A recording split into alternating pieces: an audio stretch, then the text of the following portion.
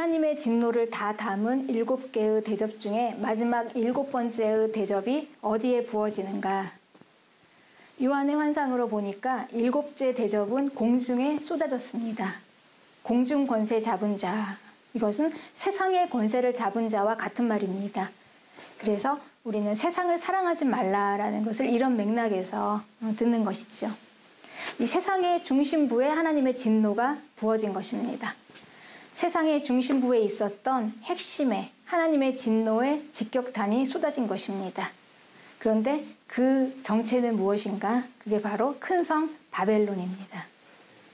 바벨론의 멸망에 대한 환상은 계시록의 17장, 18장 두 장에 걸쳐서 아주 길게 따로 다루어지는 걸 보면 아마 심판의 아주 중요한 내용인 것 같습니다.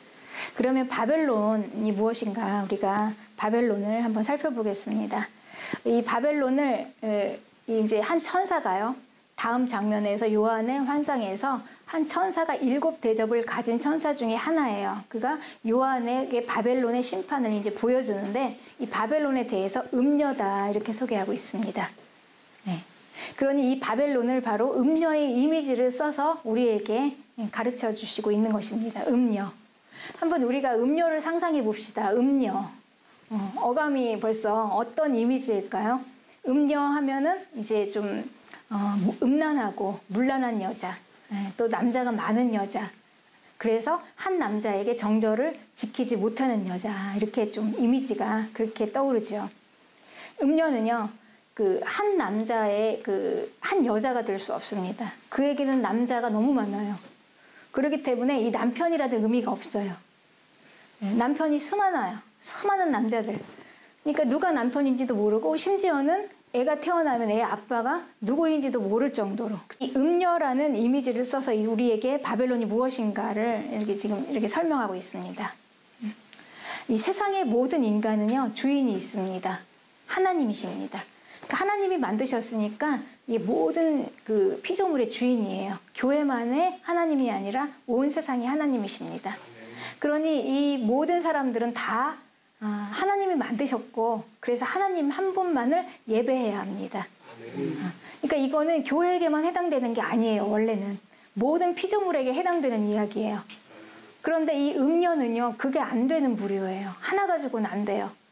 그러니 이 음녀에게는 자기가 좋은 대로 찾아가는 그 주도권이 자기에게 있죠. 그러니까 이 음녀는 하나님 한 분이라는 이 주인의 의미가 없습니다. 그냥 자기 눈에 좋은 대로, 자기 좋을 대로 막 찾아다니는 것이죠. 그 대상을. 그래서 그러다 보니 이제 우상숭배가 뼛속 깊이 들어가서 이제 그 골수까지 자자손손이 이제 그 음녀의 DNA를 이제 타고나는 것입니다. 그래서 이제 불신자가 생겨납니다. 그래서 이제 그들은 하나님이 없다. 그리고 하나님을 무시하고 그냥 하나님을 당연히 그냥 없는 존재로 치는 그런 한 부류가 생겨나는 것입니다. 그게 바로 바벨론입니다. 그러니까 이 음녀의 이미지를 지금 바벨론으로 이해했습니다. 그런데 이 음녀 바벨론은요, 많은 물 위에 앉아있는 그런 환상을 보았습니다. 온 세상 위에 앉아있어요. 온 세상 위에 아주 탁월한 존재입니다. 온 세상에 앉아서 군림하고 영향력을 주는 그런 존재입니다. 그러니까 온 세상은 이 바벨론에 속해서 그 바벨론을 따라갑니다. 왕 중의 왕이에요. 우상 숭배하는 자들 중에서도 아주 탁월한 그 선두에서 리더하는 그런 뛰어난 그룹이죠. 인류 중에서 바벨이라는 이름이 처음 등장한 것은 바벨탑입니다. 세상에 뛰어난 엘리트 그룹, 하나님을 대적해서 자기들의 도시를 만들려는 자들의 모임이죠. 그러니까 인류는 그 엘리트 그룹들이 모여서 하나님을 거슬러서 하나님과 대적하려는 그런 세력들로 시작합니다. 그들의 교만함은 어디서부터 시작됐을까요? 많은 사람 중에 탁월함으로부터 시작됐습니다. 그러니까 자기들이 탁월하니까 뭔가 할 수 있을 것 같이 그런 과대망상, 정상이 아닌 자들이죠. 그들의 후손은 항상 인류 중에서 가장 뛰어나고 강한 자들이었습니다. 그 후손들이 이제 어디를 이어갈까요? 바벨론이라는 나라를 이어갑니다. 그래서 그들이 만든 제국이 바벨론. 그들은 바벨론이라는 제국을 건설했습니다. 바벨론은요, 가상의 도시가 아니에요. 실제로 역사 속에서 있었던 그런 도시였습니다. 그 당시에 가장 탁월하고 힘센 나라, 강력한 그룹, 부와 권력의 세력의 중심지였습니다. 에레미야는 하나님께 그 당시에 바벨론의 심판에 대한 메시지를 직접 받았습니다. 에레미야가 바벨론에 대해서 받은 이 심판의 메시지와 요한계시록의 이 바벨론의 심판의 메시지를 한번 비교해 볼게요. 계시록 17장 1절에는 많은 물 위에 앉은 큰 음녀가 받을 심판을 내게 보이리라. 그리고 에레미야 51장 13절에는 많은 물가에 살면서 재물에 앉은 자요. 바벨론은 온 세상의 많은 재물을 소유했습니다. 당연합니다. 돈과 힘은 비례합니다. 또 계시록 17장 2절에는 땅의 임금들도 그와 더불어 음행하였고 땅에 사는 자들도 그 음행의 포도주에 취하였다. 4절 그 여자는 자줏빛과 붉은빛 옷을 입고 금과 보석과 진주로 꾸미고 손에 금잔을 가졌는데 가증한 물건과 그의 음행에 더러운 것들이 가득하더라. 그리고 에레미야 51장 7절에는 바벨론은 여호와의 손에 잡혀 있어 온 세계가 취하게 하는 금잔이라 온 민족이 그 포도주를 마심으로 미쳤도다. 네. 이 내용을 비교해 보면요. 그 에레미야를 통해서 하나님께서 주신 그 바벨론에 대한 심판의 메시지와 요한계시록을 통해서 요한에게 환상으로 주신 그 바벨론의 심판의 메시지의 내용이 비슷합니다. 또 동일하기까지 합니다. 그러니 이 마지막 심판의 대상인 바벨론과 역사 속의 이 바벨론이 무관하지 않다는 것입니다. 그러니 우리가 하나님의 심판을요 모호하게 생각할 수 없습니다. 모호하게 상징적인 게 아니라요 우리의 삶 속에서 아주 역사적인 이 속에서 아주 실제적인 것입니다. 네. 우리는 다니엘 시대의 그 실제적인 역사 속의 다니엘 그 바벨론이라는 나라로 잠시 한번 건너가 보겠습니다. 바벨론이라는 나라를 창시한 창시자는요 니보폴라스알이라는 왕이었어요. 그에게는 아주 뛰어난 아들이 하나 있었습니다. 능력 있고 힘 있고 강성한 아들이었어요. 그는 왕자로서 당대에 아수르 제국을 공격할 때 도시 니느웨를 함락시키고 아주 아수르 제국을 멸망시키는데 큰 공을 세웠습니다. 그뿐만 아니라 그 틈을 타서 그 당시에 패권을 차지하려는 애국까지 격퇴시키므로 바벨론을 아주 실제적으로 최고의 강대국의 자리까지 올려놓은 그런 건국 인물이었습니다. 당시의 영웅이고 탁월하고 아주 강력한 그 인물, 왕들의 왕, 그게 바로 우리가 잘 알고 있는 느부갓네살 왕입니다. 성경에서 바벨론은 이 느부갓네살로부터 시작합니다. 그런데 어느 날 그 왕이 꿈을 꾸었어요. 근데 그 꿈을 이제 유다의 포로로 잡혀온 바벨론의 그 포로로 잡혀온 다니엘이 해석을 했습니다. 그러니까 이거는 수세기 전의 역사 속에 있는 그 바벨론이라는 나라의 왕궁에서 직접 일어났던 실제적으로 일어났던 이야기입니다. 느부갓네살은 꿈에서 큰 신상을 하나 보았습니다. 그런데 그 우상의 머리는 금이고 순금이고 그리고 가슴과 두 팔은 은이고 배와 넓적다리는 노시고 그 종아리는 쇠, 그 발이 달린 발가락은 쇠와 진흙으로 섞여 있었습니다. 그런데 작은 돌 하나가 떠 있다가 그 우상의 발을 쳐서 부서뜨리니까 그 큰 우상이 놋과 은과 순금의 머리까지 다 부서지더니 타작마당의 겨처럼 바람에 불려 간 곳도 없이 사라지고 그 우상을 친 돌은 점점 태산을 이루다가 온 세상에 가득하게 되는 것을 보았습니다. 이것을 이제 해석한 다니엘의 해석을 보면은요, 그 순금의 머리가 바로 느부갓네살 왕이다 이렇게 얘기하고 있어요. 그리고 그 이후에 느부갓네살 왕의 이후에 바벨론을 뒤를 이어서 강성한 나라들이 이제 일어났죠. 우리가 잘 알고 있는 헬라 제국 그리고 로마 제국. 순금의 머리 아래로 은과 놋과 쇠의 몸을 지나서 이제 마지막 제국까지 이릅니다. 그 마지막 제국이 바로 진흙과 쇠로 이루어진 발과 10개의 발가락이 달린 그 우상의 모습입니다. 그러니 이 세상은 바벨론으로부터 시작해서 이 종말의 마지막 제국까지 아주 강성한 제국이 일어나서 이제 그들이 우상이 되는 것입니다. 그러나 떠있는 작은 돌 하나가 나와서 그 우상을 부서뜨렸습니다. 사람의 나라, 인간 나라죠. 이 인간 나라를 세우느라고 고민하면서 잠 못 드는 그날 밤에 하나님께서는 하나님이 세우시는 영원한 하나님의 나라를 꿈으로 말씀해 주신 것입니다. 이 비전을 주신 것이 바로 수세기 전의 일이었습니다. 그런데 이제 이 종말의 시간이 다 되어서요. 우리에게 이제 이 메시지를 다시 주시면서 이 말씀이 성취가 거의 다 가까이 온 것을 알게 하신 것입니다. 네. 이제 우리는 마지막 제국까지 왔습니다. 느부갓네살 왕의 꿈에서 본 그 마지막 제국, 우리가 주목해서 봐야 할 그 나라입니다. 교회는 지금 이 종말의 마지막 제국 안에 살고 있습니다. 마지막 제국은 10개의 발가락이 이 발에 달려 있었습니다. 그리고 쇠와 진흙으로 섞여서 이루어져 있었습니다. 그런데 이 쇠와 진흙이 섞일 수 없는 것처럼 이 종말의 제국은 서로 연합하지 못하고 얼마 못 가서 부서질 것입니다.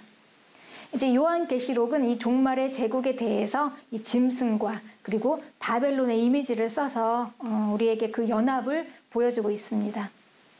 바벨론과 짐승. 음녀 바벨론은 계시록 17장에 보면 짐승을 타고 있었습니다. 계시록 17장 10절부터 13절까지 짐승은 세상 왕들의 연합체예요. 그 중에 대표로 설명되어 있습니다. 음녀는 땅에 큰 능력을 가진 절대자인 권세자, 그 짐승을 타고 그 위에 앉아 있었습니다. 그러니 음녀의 힘이 얼마나 막강하겠습니까? 온 세상의 절대적인 권세자 위에 타고 앉아서 온 세상을 조종하고 있는 음녀입니다. 그러나 그 짐승과 음녀는 연합할 수 없었습니다. 마침내 짐승은 음녀를 미워해서 망하게 하고 벌거벗겨서 그 살을 먹고 급기야는 불로 살라버립니다. 그러니까 이게 악의 성격이에요. 악은 서로 연합할 수가 없어요. 악은 시간이 지나면 어느 한 시점이 되면 스스로 자멸합니다. 때가 되면 언젠가는 서로 물고 뜯으면서 파괴하는 것입니다. 그러니까 음녀는 그렇게 파괴됩니다. 이게 바로 하나님의 심판 중에 일어나는 일입니다. 그럼 우리가 한번 바벨론의 멸망의 이유를 한번 보겠습니다. 성경에는 바벨론의 멸망의 이유를 분명하게 이야기해주고 있습니다. 우리는 역사 속에 다니엘이 있었던 그 바벨론, 그 역사 속에 바벨론의 나라, 다니엘의 시대에 그 나라에서 그 느부갓네살이 그 꿈을 꾸었음에도 불구하고 그 다음 장면이 어떤 스토리로 이어질까요, 여러분? 예. 느부갓네살이요, 금신상을 만듭니다. 그 꿈을 꾸고도요. 그리고 금신상, 우상을 만드는 거예요. 자기의 신. 그래서 모든 사람들을 다 거기에서 절하게 해요. 경배하게 합니다. 자기의 신을 섬기게 하는 것입니다. 그래서 그 신상에게 절하지 않는 자는 다 죽입니다. 이게 바로 이 바벨론의 큰 죄악입니다. 우상을 만들어서 자기만 그 죄에 빠질 뿐만이 아니라 그 힘으로, 그 막강한 힘으로 많은 민족들을 다 우상을 섬기게 하고, 그리고 이제 심지어는 마지막으로 하나님의 자녀들을 죽이는 것이죠. 하나님의 자녀들은 끝까지 우상에게 절하지 않습니다. 그렇기 때문에 결국은 이 자녀들은 죽임을 당하게 되는 것입니다. 이게 바로 바벨론이 하나님께 심판을 받을 수밖에 없는 아주 정당한 이유입니다. 그래서 이 음행의 진노의 포도주로 만국을 망하게 한 장본인, 그 영향력으로 온 세상이 취하여 제정신이 아니게 만든, 그래서 에레미야 51장 7절에는 바벨론은 여호와의 손에 잡혀 있어 온 세계가 취하게 하는 금전이라 문 민족이 그 포도주를 마심으로 미쳤도다, 이렇게 표현하고 있습니다. 그러니까 제정신이 아니게 만든 거예요. 그러니까 비정상적인 사고를 자꾸 이제 집어넣는 거죠. 네, 이게 바로 바벨론. 그래서 결국 온 세상을 비정상적인 사고로 미치게 만든 이 바벨론. 이 바벨론은 당연히 하나님 앞에 심판을 받을 수밖에 없는 것입니다. 그래서 바벨론적인 사고가 있습니다, 여러분. 우리가 이 시대는요, 음란의 세대. 이 시대는 바벨론적인 사고가 있어요. 그래서 우리는 이 성경적인 사고와 바벨론적인 사고가 무엇인지를 분별해야 합니다. 바벨론적인 사고는요, 굉장히 비정상적이고 잘못된 생각들이에요. 그런데 워낙 세대가 악하고 음란하다 보면은 그 비정상적인 생각이 정상적인 것처럼 그렇게 생각하는 것입니다. 예를 들면 그 남자와 여자의 선이 없어지고, 그리고 제3의 성이 등장해요. 남자도 아니고 여자도 아니고. 그래서 성별의 구분이 없어집니다. 심지어는 이 성을요, 자기가 선택할 수까지 있게 되었어요. 또 결혼은 안 하고 이제 정자만 하나 구해서 아이를 낳는 것입니다. 그러니까 결혼하지 않고 남자 없이도 아이를 낳는다는 것입니다. 얼마나 이기적인 생각입니까? 자기밖에는 모르고 있는 것이죠. 네. 또 여자에게서 남자에게로 이렇게 성전환 수술을 하는데 이제 자궁을 그대로 두어서 임신을 했어요. 그래서 아이를 낳았어요. 그러면 그 아이에게 이게 아빠냐 엄마냐. 그러니까 이런 것들은 다 보면은 어떻게 보면은 그럴 수도 있겠지라고 생각하지만 여러분 이거는 우리는 이 성경적인 사고가 진리이기 때문에 여기하고 비교를 해봐야 하는 것입니다. 그랬을 때 이거는 이 창조의 질서를 원리를 거스르는 것입니다. 이게 바로 비정상적이에요. 하나님이 우리에게 주신 그것들을 다 뒤엎는 거. 하나님은 우리에게 바른 것을 주셨습니다. 비틀어진 것을 주신 게 아니에요. 그런데 이 바른 것을 가지고 비틀게 만드는 거. 이건 하나님을 무시하고 대적하는 행위들입니다. 그래서 이 창조주이신 하나님께서는 자기가 만든 것들을 이렇게 다 훼손시키는 이 무질서하고 악한 이 세대를 심판할 수밖에 없는 것입니다. 그러니까 이 세상은요, 이제 심판을 피할 수가 없어요. 면할 수가 없는 이제 세상입니다. 그러니 이 모든 것들은 뭡니까? 그냥 뭐 원칙에 매이지 않고 원리에도 매이지 않고 그냥 내 좋을 대로 선택하겠다는 거잖아요. 네. 그냥 무조건 다 무시하고 그냥 내가 아이를 하나 갖고 싶어요. 그러면 그냥 아이를 낳는 거예요. 내가 창조주가 되는 거죠. 그렇죠. 이게 무슨 인간이 뭐 동물을 사육하는 것도 아니고 애완견도 아니고, 그렇죠. 그래서 그러니까 이게 얼마나 악한 생각인지 우리는 분별해야 합니다. 그래서 교회는요, 이 음란한 시대의 사고에 따르지 말고 이 존재감을 더욱더 지켜서 거룩하게 유지해야 합니다. 위기의 시대의 교회는 바벨론적인 사고, 여기에서 절대 여기를 조금이라도 우리는 섞어지면 안 되는 것입니다. 잘 분별하고 잘 선택해서 그 길을 지켜가면서 가는 길이 바로 교회의 살 길입니다. 네. 그러니까 이제 이 세상은요, 존재하지 않는 이 온라인이라는 이 세상, 여기에 가상의 공간이 생겨났어요. 그러더니 이제 급기야 교회에는요, 영상 예배, 그리고 현장 예배, 이런 단어들이 생겨나게 됐습니다. 네. 한 연극 배우가 한 말입니다. 연극 공연을 온라인으로 중계한다. 이것에 대한 이 연극 배우의 말입니다. 공연은 대체 불가하다. 생선회를 통조림에 넣어서 팔 수 있냐. 공연은 현장성이 중요하다. 버티고 살아남아야 하는 것. 방법은 그것밖에 없다. 여행을 아무리 증강현실이나 3D로 본다고 내가 여행 가서 느낀 그 공기와 냄새, 사람들의 채취, 그 나라의 느낌을 어떻게 재생할 수 있겠냐. 네. 여러분, 우리는 적어도요, 교회는 세상의 연극 배우보다는 바르게 분별할 줄 알아야 합니다. 주일날 이른 아침 제일 좋은 옷으로 갈아입고 교회를 가려고 준비하는 마음, 성경을 옆에 끼고 전날 준비해 놓은 헌물을 챙깁니다. 교회 가는 길의 아침 햇살과 풍경들, 싱그러운 바람에 기분 좋은 감촉, 설레이는 마음으로 문을 열고 들어가는 예배당 안의 공기, 그리고 의자 냄새, 미리 와서 연습하는 성가대의 찬양소리, 또 제일 먼저 눈이 마주친 성도님과 반가운 인사, 또 강대상으로 올라오시는 목사님의 얼굴 표정과 그 미소에 한 주간의 세상에서 당한 아픈 마음이 위로가 됩니다. 또 그 말씀으로 한 주간을 살 힘을 얻습니다.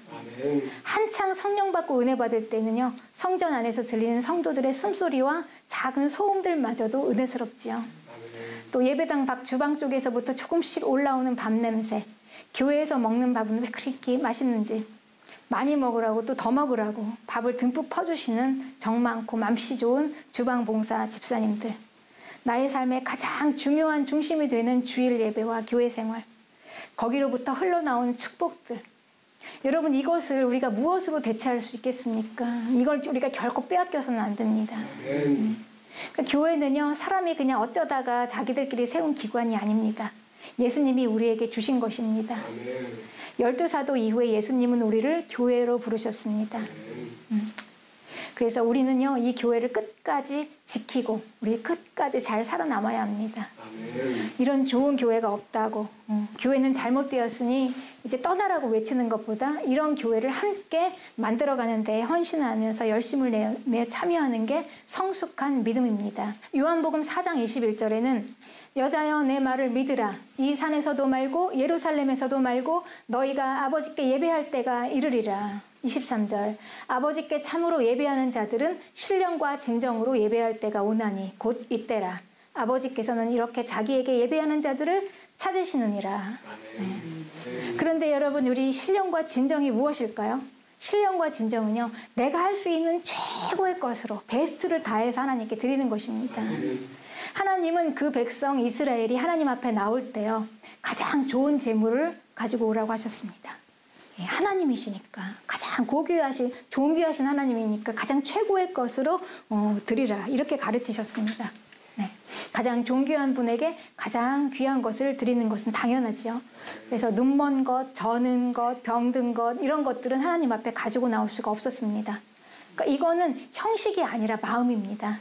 최고의 하나님께 내가 할 수 있는 베스트를 다해서 드리는 예배가 신령과 진정으로 드리는 예배입니다. 그러니 우리는 영상 예배냐 현장 예배냐 이게 아니고요. 뭐가 우리에게 베스트인가. 네. 방 안에서 영상을 통해서 순서대로 드려지는 예배보다 어쩌면 더 신령과 진정으로 드려지는 예배는요, 교회를 사모하는 마음으로 교회로 달려왔는데 이제 예배당 문이 닫혀서 들어가지 못하고 교회 현관문 앞에서 문고리를 붙잡고 흘리는 한 방울의 눈물, 이게 더 진정한 예배가 아닐까요? 최선의 예배는 내가 할 수 있는 한 베스트를 다하여 내가 가진 최고의 것으로 하나님 앞에 드리는 예배입니다. 그래서 예배에는 헌신이 들어가는 것입니다. 여러분, 헌신이 들어가요. 그런데 이 헌신은요, 마음만 가지고 하는 게 아닙니다. 그러니까 헌신은 내 생각 속에서 내 마음만으로 하는 게 아니라 몸도 함께 따라올 때 그게 진짜 헌신이라는 게 증명이 되는 것입니다. 우리 한번 보십시다. 우리 마음으로는 하나님께 모든 걸 다 드릴 수 있다고 생각합니다. 우리 마음이 정말일 수도 있어요. 그게 진심일 수 있습니다. 그런데 우리는 실제적으로 나에게 1억이 생겼을 때 정말 11조로 1,000만 원을 떼면서 이게 얼마나 힘든 것인가를 체험을 하는 거예요. 그리고 많은 갈등을 합니다. 그리고 비로소 이제 완전하게 우리가 몸으로 드려질 수 있을 때, 그때 비로소 이제 우리의 헌신이 증명이 되는 것이죠. 그러니 진정한 예배라는 건요, 이 마음과 함께 우리 몸도 함께 드려지는 예배인 것입니다. 이제 영원한 멸망, 하나님의 진노의 대접이 공중에 부어지는 날, 아무리 세상이 힘있게 우뚝 서 있지만 우상을 섬기는 그 멸망은 이미 예고되었습니다. 계시록 18장 4절에는 내 백성아 거기서 나와 그의 죄에 참여하지 말고 그가 받을 재앙들을 받지 말라. 5절 그의 죄는 하늘에 사무쳤으며 하나님은 그의 불의한 일을 기억하신지라. 그리고 또 에레미야의 말씀입니다. 에레미야 51장 44절에 바벨론 성벽은 무너졌도다. 나의 백성아 너희는 그 중에서 나와서 각기 여호와의 진노를 피하라. 예수님은 요한의 환상을 통해서 바벨론의 멸망을 보여주시면서 교회는 바벨론에서 나오라고 외칩니다. 교회는 음란한 세대가 만들어낸 이 비정상적인 사고, 바벨론적인 사고에서 나오라고 하십니다. 음행과 사치로 수천만 원짜리 옷과 가방이 이제 자랑이 되고 힘이 된 이 시대, 그 생각, 이 사치와 부가 최고의 가치라고 가리키는 것, 그리고 창조주의 자리에 올라가려고 하는 그 모든 비정상적인 사고들, 그리고 또한 그로 파생되어진 악들, 여기에서 나오라는 것입니다. 이제 구원과 멸망은요, 예고되었습니다. 구원은 바로 이 바벨론의 비정상적인 사고에서 나오는 사람들입니다. 바벨론적인 사고에 그대로 갇혀있는 것, 이게 바로 이제 멸망인 것입니다. 그러면 이제 우리는 무너지면서 함께 죽게 되는 것입니다. 그러니 이 교회는 멸망이 아니라 구원을 위해서 선택된 자들이니 이제 이런 바벨론적인 사고에서 빨리 우리는 나와야 하는 것입니다. 세상은 그렇게 살아도 교회는 그렇게 살면 안 되는 것입니다. 이게 바로 성도들의 옳은 행실이고, 이게 우리가 이제 하나님 앞에 갈 때 우리가 이제 입고 갈 세마포입니다. 이게 바로 순결한 신부입니다. 음녀와 대조된 우리의 마인드죠. 유명인들이 말하는 게 선이 아닙니다. 또 다수가 맞다고 하는 것, 여러분, 그것도 맞는 게 아닙니다. 그러니까 이런 세상에서는요, 이 진리를 하나님의 말씀으로 따르는 아주 소수에 의해서 지켜지는 것입니다. 정말 하나님을 사랑하고 하나님을 귀하게 여기며 그 말씀을 소중하게 생각하고 끝까지 그 말씀을 지키기 위해서 버티면서 살아남는 자들, 이들에 의해서 진리는 이어질 것입니다.